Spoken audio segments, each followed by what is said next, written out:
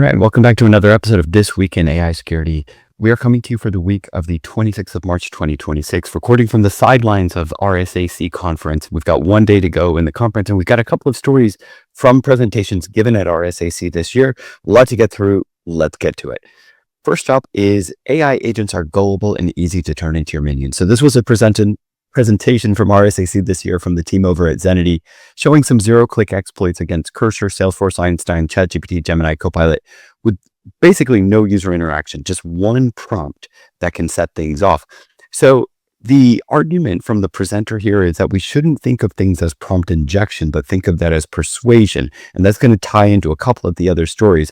I don't know that I have a strong feeling about the terminology that we use. The point is, what can get your LLM to act in a way that you didn't intend it to act? And I think that's where we should focus. We need to start understanding the intent behind the interactions that we're triggering. What is the response that we're going for? What is the task for the question that we're trying to get answered? So you can manipulate an AI advisor to give wrong advice.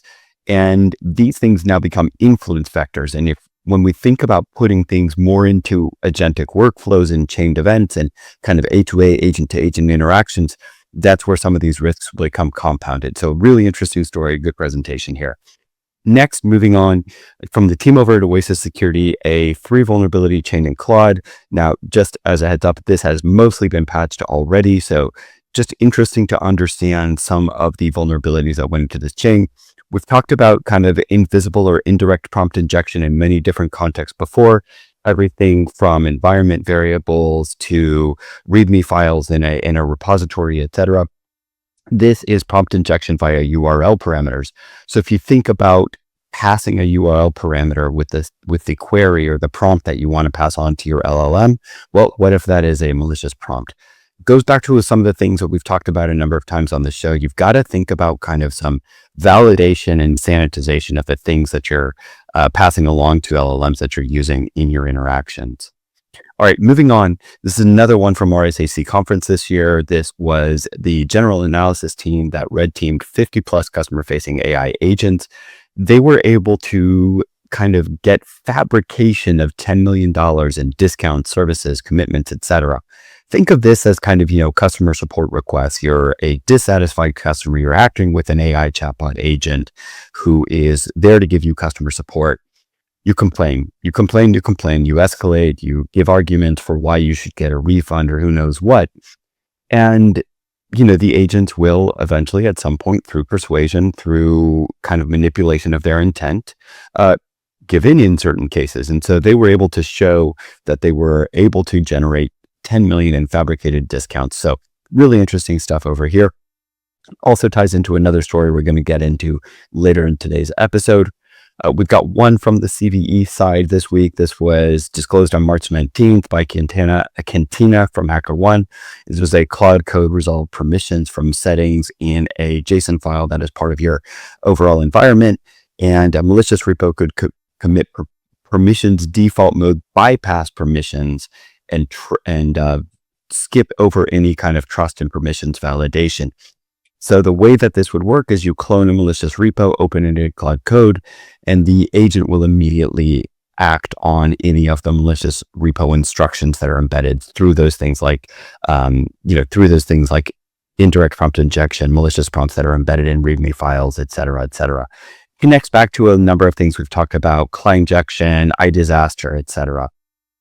Right, moving on, another interesting story, or rather another interesting open source project, CloneGuard.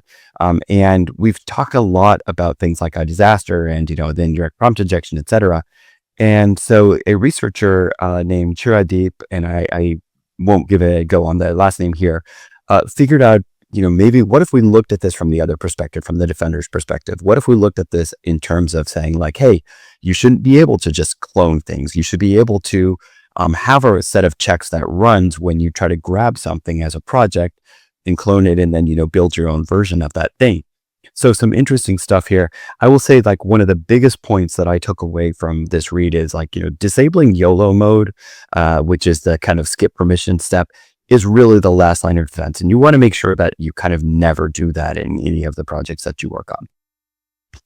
Moving on, next story, it is now confirmed, and we've talked about this a little bit before, but the FBI has really confirmed that ransomware gangs are definitely using AI-assisted, tools and processes in all of their criminal activities. So 3 were named by name: Akira, Chilin, and Scattered Spider. And there is now evidential proof of the usage of AI tools to do that. Um, there's a lot of concern that this is kind of an economic escalation here in terms of obviously the ability to operate at scale and at speed, something to definitely watch out for. I don't know that it really changes much from a defender's perspective. You've got the same kind of infrastructure.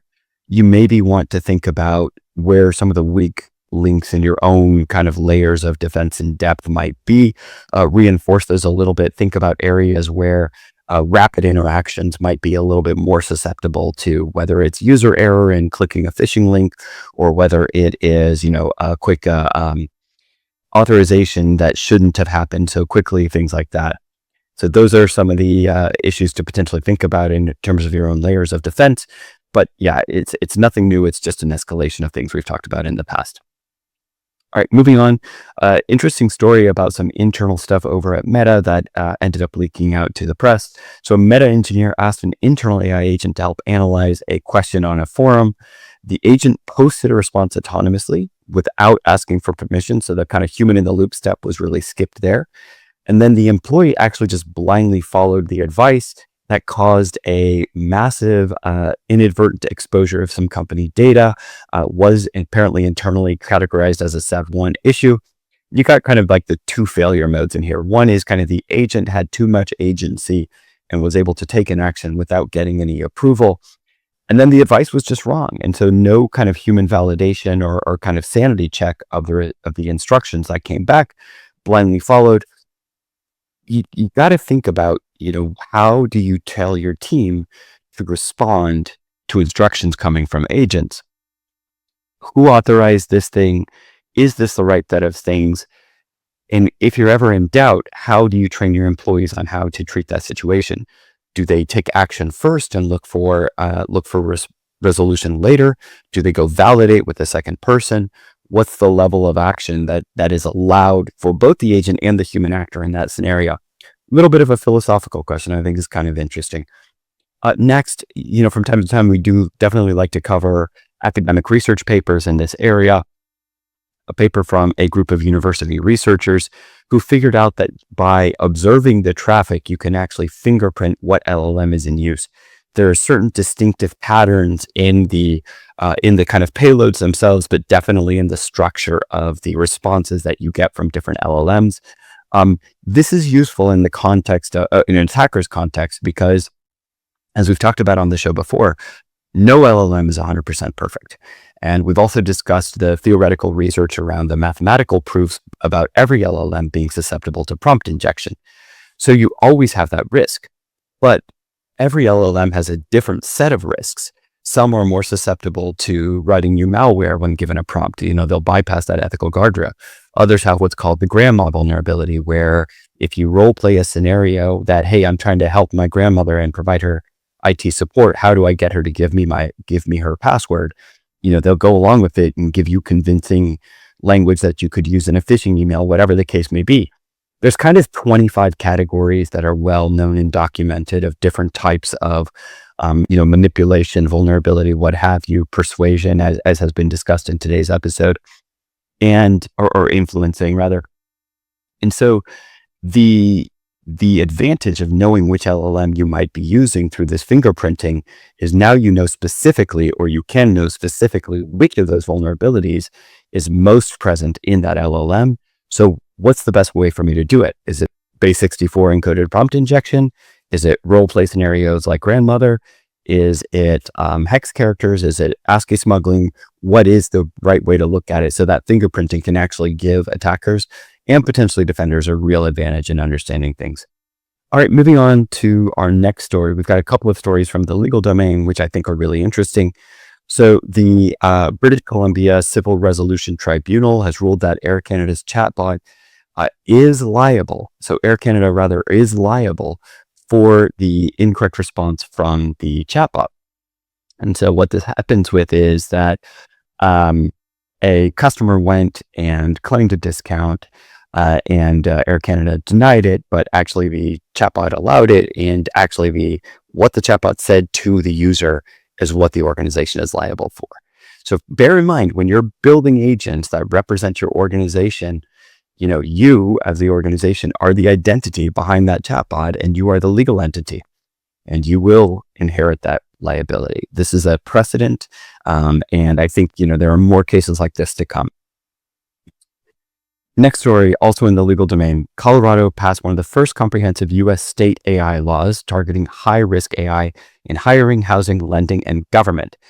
There has been some industry pushback here, but I want to point out that this is a state-level act. This parallels very much the EU AI Act, which bans the use of AI or risky AI in a lot of these high-risk scenarios, exactly like these. These are things like discrimination in banking, discrimination in lending, things like that, discrimination in healthcare.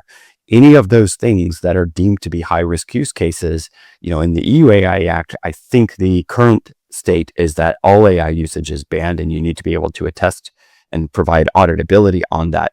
And in this case, it's just high-risk AI usage. Now, real question, obviously, for the philosophical minded of those of our audience is, what is high risk usage? All AI usage has some inherent risk in it. So the accountability behind it is also a very interesting question. It will probably provide a stress test at some point when one of these cases comes up, like we just covered in the Air Canada scenario. So definitely something to keep out for, and remember that your organization is the one that is going to be on the hook when it is, when it's your org using the chatbot that has some issues around this. All right, moving on to our biggest story of the week, and this is research from the Datadog team. This has been widely reported, but I thought the Datadog team did a nice write-up, so I want to give them a quick shout out. So a threat actor group called Team TCP compromised Trivy through a supply chain attack. They then used that to harvest credentials to poison Light LLM via PyPy, which is a Python package publishing service, very parallel to NPM for, I think, JavaScript or apologies if I have that language wrong. But that allowed it to backdoor versions 1.82.7 and 1.82.8 of Light LLM. Light LLM is downloaded about 3.4 million times per day. So malicious versions will lie for about 3 hours before PyPy was able to quarantine them. There was also actually a parallel campaign on NPM using Canisterworm. So it's a pretty sophisticated supply chain that involved multiple organizations that ended up getting breached. Trivy, it appears that Trivy was the first compromised package. That is from a company called Aqua Security, and then some lateral movement using credentials fetched out of that environment that allowed the compromise at GitHub and later into Light LLM. An internal GitHub, I shouldn't say compromise of GitHub, the organization.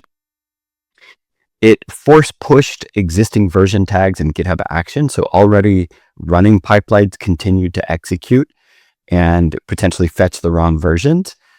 Created a payload with a credential harvester, encrypted exfiltration, a persistent backdoor, and a Kubernetes worm, all in that Light LLM package. So there's a number of kind of practical and tactical takeaways here, pinning your CI/CD dependencies to commit hashes, not tags. Tags are mutable, commits are not, but also really thinking about your supply chain. We've talked a lot on the show about how, hey, there are problems in LLMs, and, we've talked about, let's say, persuasion, influence, all those things on today's episode. But we've also talked a lot about how the whole environment and the infrastructure around what you're doing is a huge threat surface and attack surface to worry about. And I think that's the key takeaway of this story. We're building really, really fast. We're grabbing packages that facilitate our building. What assurances do we have on that side? All right, we'll leave it there for today. I know it's been a lot of stories. We got to get back to RSAC for the final day. Hope you have a great day. Enjoy this week. We'll talk to you next week.